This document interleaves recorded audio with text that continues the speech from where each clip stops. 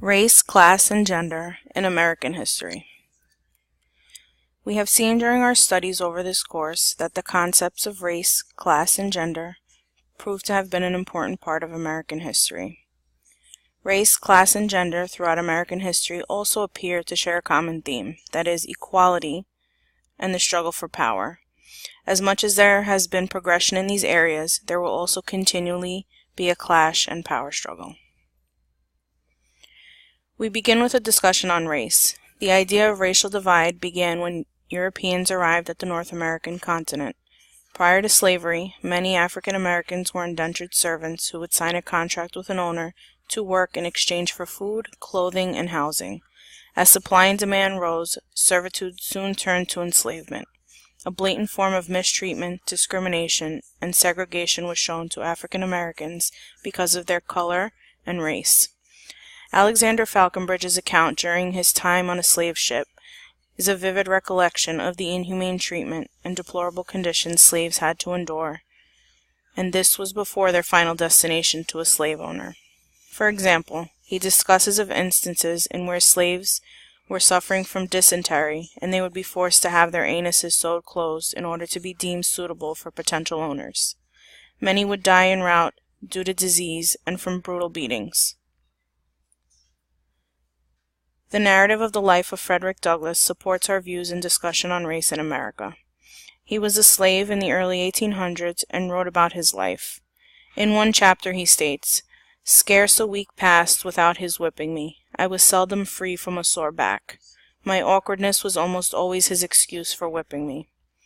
Slavery was officially abolished in 1865 with the end of the Civil War. However, racial tensions would remain. This new freedom scared and angered many, whites in particular. Beginning in the 1890s, segregation and disenfranchisement laws known as Jim Crow represented a formal, codified system of racial apartheid that dominated the African South for 3/4 of a century, as stated by PBS. African Americans were forced to use different restrooms, facilities, could not hold governmental positions, and had to sit on the back of the bus. During this time, many civil rights advocates and pioneers came forward, such as Rosa Parks and Martin Luther King Jr., to fight for equality. The Civil Rights Act of 1964 helped to advance equal rights by prohibiting discrimination. Social class is also a concept that began when settlers first arrived at the North American continent. For most cases, social class is looked at on the basis of economic standing. There has been a hierarchy, with the separation being upper, middle, and lower classes. Aside from separation based on socioeconomic status, class also shares a correlation with race. The experience of an indentured servant, titled "Our Plantation is Very Weak," shows us how the class hierarchy was used to maintain power. An excerpt states, "Planters in early 17th century Virginia had bountiful amounts of land and a profitable crop in tobacco, but they needed labor to till their fields. They faced resistance from the local Indian people and were unable to enslave them, so they recruited poor English adults as servants." We can also see views on class from Jacob Riis's How the Other Half Lives, which is a description of the deplorable conditions in New York City slums.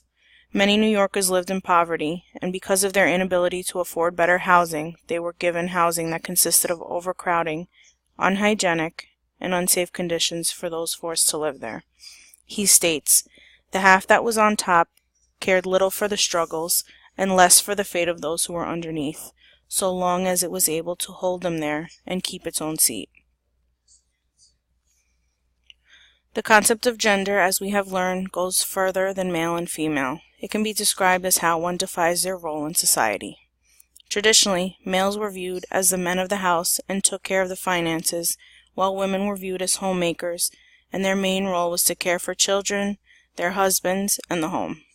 In the image, Cultivating Tobacco, Virginia, 1798, it shows us 2 female slaves working on a tobacco plantation, being watched by their presumed white owner.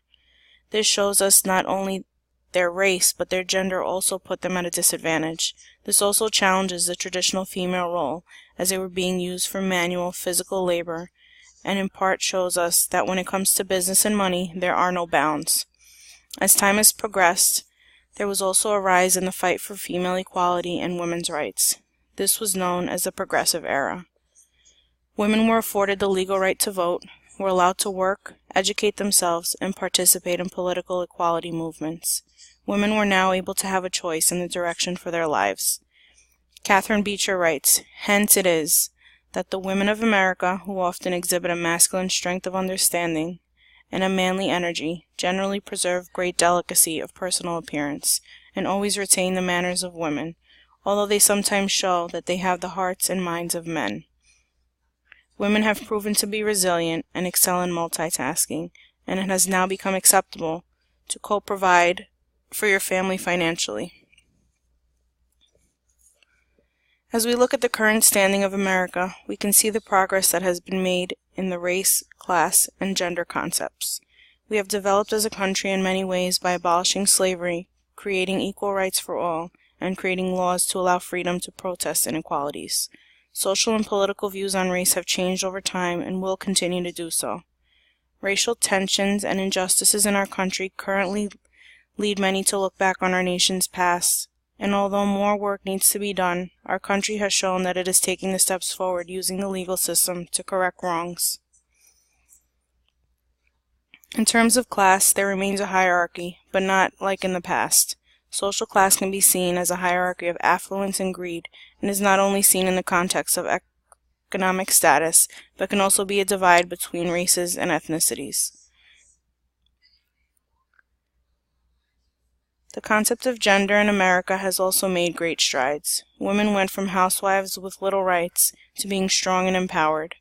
They currently hold political offices and are CEOs, all while maintaining a household. However, we can see how progress can be quickly halted, as we have seen in the news with many women coming forward to tell their stories about sexual misconduct and harassment by quote-unquote powerful men. The United States of America is a country that has come a long way as evidenced by our past. Race, class, and gender will continue to evolve in our country, and there will continue to be barriers that need to be overcome.